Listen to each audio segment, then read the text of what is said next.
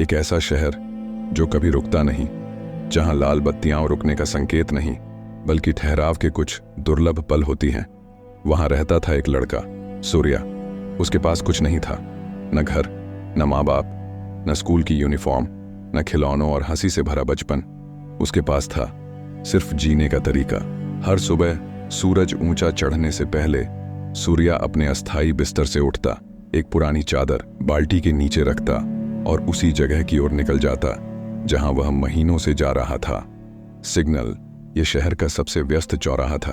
गाड़ियां, बाइक और दौड़ते हुए ऑटो, डेडलाइन में फंसे लोग, कानों में ईयरफोन, कॉफी के कप और थकी हुई आंखें, सब जल्दी में। लेकिन सूर्या के लिए हर लाल बत्ती एक मौका थी। वह किसी गाड़ी की ओर दौड़ता, विंडशील्ड पर पानी के छींटे मारता, अपने कंधे पर रखे कपड़े से उसे पोंछता और ड्राइवर की आंखों में देखता, चुपचाप पूछते हुए, क्या आज कुछ दोगे? कुछ लोग 2 रुपये देते, कुछ 5 रुपये, अधिकतर हाथ हिलाकर भगा देते, कुछ गुस्से में डांटते और कुछ ऐसे देखते जैसे वह था ही नहीं। लेकिन वह रोज लौटता क्योंकि उसके पास कोई और विकल्प नहीं था। सच तो ये था, सूर्या को भीख मांगना पसंद नहीं था। असल में वह इसे नफरत करता था। लेकिन जब भूख पेट में पत्थर की तरह बैठ जाए, जब सड़क तुम्हारा बिस्तर हो और आसमान तुम्हारी छत, तो तुम अपनी इज्जत निगलना सीख जाते हो, सिर्फ एक और दिन जीने के लिए। उसने और भी चीजें आजमाई, गुब्बारे बेचना, सामान ढोना, लेकिन कुछ भी टिकाऊ नहीं था। इसीलिए वह सिग्नल पर ही रुक गया, क्योंकि अपमान भी सिक्के दिलाता था। लेकिन उसे अंदाजा नहीं था कि एक दिन सिर्फ एक वाक्य उसकी जिंदगी बदल देगा। वो दोपहर बाकी दिनों जैसी ही थी, तेज धूप, हवा में धूल। सुबह भर विंडशील्ड पहुंचने से सूर्या का गला सूखा था, हाथ चिपचिपे। वह लाल बत्ती का इंतजार कर रहा था। गाड़ियां लाइन में लग गईं और फिर वह आई, एक लंबी काली कार, चमकदार, महंगी। वह दौड़कर पहुंचा, शीशा पोंछने को हाथ बढ़ाया, लेकिन उससे पहले ही खिड़की नीचे हो गई। अंदर बैठी थी एक महिला, करीब 35-38 साल की, शांत आंखें, पीछे तेज दिमाग। उसने कुछ सेकंड तक उसे देखा और बस एक बात कही, तुम जवान हो, ताकतवर हो और होशियार भी। ये क्यों कर रहे हो? कुछ ऐसा क्यों नहीं करते जिससे लोग खुद तुम्हें पैसे देना चाहें? फिर बिना जवाब का इंतजार किए खिड़की ऊपर हो गई और कार चल दी। न सिक्का, न अपमान, न दया, सिर्फ एक सवाल। एक ऐसा सवाल जो किसी भी हॉर्न, किसी भी गाली, किसी भी इनकार से ज्यादा गूंज रहा था। सूर्या वहीं ठिठक गया।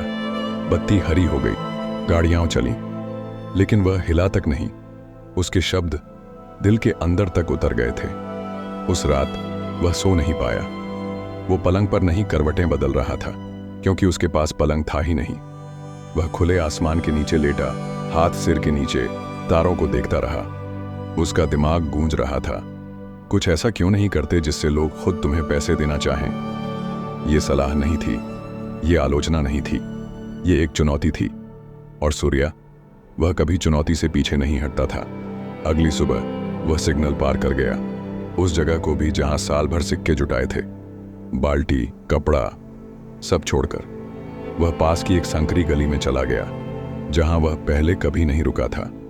वहां चाय पत्ती, उबले दूध और सिगरेट की महक थी। एक चाय वाला तेजी से ग्लासों में चाय डाल रहा था, ग्राहकों से बातें कर रहा था। सूर्या कुछ देर देखता रहा, फिर आगे बढ़कर बोला, भैया, मैं चाय ऑफिस में पहुंचाने में मदद कर दूं? मुझे पैसे नहीं चाहिए, बस सीखना है। चाय वाले ने हंसते हुए कहा, सीखना? इसमें क्या सीखना है, ये तो बस चाय है। लेकिन सूर्या पीछे नहीं हटा। उसने भीख नहीं मांगी, बस खड़ा रहा। उसकी आंखों में कुछ ऐसा था कि चाय वाले ने हामी भर दी। ठीक है, गिराना मत, सामने वाली ग्रे बिल्डिंग में पहुंचा दे। और बस वहीं से उसकी जिंदगी का मोड़ आ गया। उसने सावधानी से कप उठाए, सड़क पार की, ऑर्डर पहुंचाया, मुस्कुराया, सुना, फिर लौटा, दूसरा ऑर्डर लिया। पूरा हफ्ता उसने ऐसे ही काम किया। न तनख्वाह, न टिप, सिर्फ ज्ञान। उसने सीखा, दूध कितना, चीनी कितनी, कैसे चाय वाला हर ग्राहक का नाम और पसंद याद रखता है। और फिर उसने फैसला लिया, उस वीकेंड पुराने दिनों से बचाए 47 रुपए, कुछ पुराने पेपर कप और कबाड़ से मिली एक केतली लेकर सूर्या ने अपनी छोटी सी चाय कॉर्नर खोली। न टेबल, बस एक लकड़ी का उल्टा डिब्बा, न मेन्यू, सिर्फ एक हाथ से लिखा बोर्ड, जितना मन करे उतना दें। पहले लोग हैरान हुए, सच में जितना मन करे। कुछ हंसे, कुछ चले गए, पर कुछ रुके, चाय पी, मुस्कुराए, 10 रुपए, 20 रुपए, 50 रुपए तक दिए, क्योंकि चाय खास नहीं थी। लड़का ईमानदार था। सूर्या हर कप मुस्कान के साथ देता, नजर मिलाकर, गर्व के साथ। वह मांगता नहीं था, वह पेश करता था। धीरे धीरे लोग नोटिस करने लगे। सिक्योरिटी गार्ड ने ऑफिस में बताया, ऑफिस वालों ने एचआर को। कुछ हफ्तों में सूर्या की चाय मशहूर हो गई। कोई उसे कैश देता, कोई यूपीआई लगवा देता, किसी ने बैनर डिजाइन कर दिया, किसी ने पुरानी साफ शर्ट दे दी। दिन ब दिन सूर्या बढ़ता गया। अभी भी दुकान नहीं थी, लेकिन नाम था, इज्जत थी। और फिर एक दिन वही काली कार धीरे धीरे आई, रुक गई, खिड़की नीचे हुई।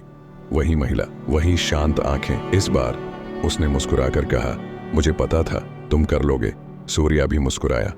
ना उसने धन्यवाद कहा, ना कहानी सुनाई, बस बोला, अब मैं बिना काम के पैसे नहीं लेता। अब मैं सेवा करता हूं और लोग देते हैं। यही था पूरा चक्र, सिग्नल से स्टॉल तक, कपड़े से इज्जत तक, मांगने से देने तक। हम ऐसे दुनिया में जीते हैं जहां हर कोई कुछ चाहता है, पैसा, मदद, ध्यान, लेकिन हर कोई पहले कुछ देने को तैयार नहीं होता। सूर्या की कहानी सिर्फ चाय की नहीं है, ये इज्जत की कहानी है।